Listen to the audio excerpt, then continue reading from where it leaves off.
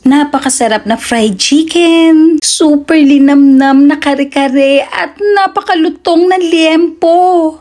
Hindi ko sukat akalain na ganito kasarap ang mga pagkain dito.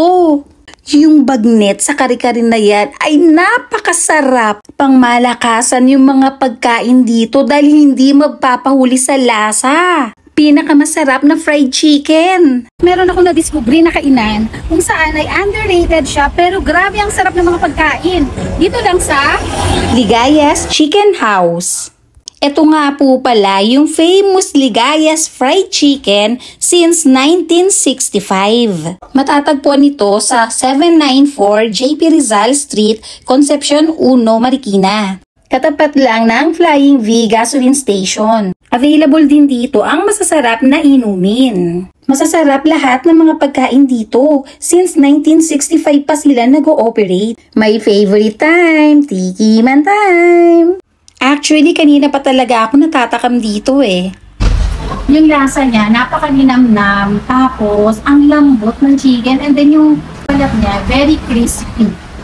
Ngayon naman, yung hatulan ko, itong kari-kari nila na may bagnet. Sa laki ng servings ng pagkain dito, good for sharing talaga. Eh di ba nga, sharing is caring. In fairness, lumigaya talaga ako after kong kumain ng paborito kong kari-kari. Very crispy. Ang sarap.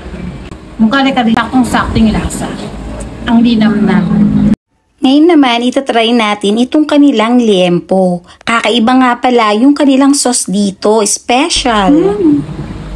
Crispy na malambot, malinamnam. Ang sarap. Anli sabaw din nga pala dito, guys. I-try din natin itong sabaw nila.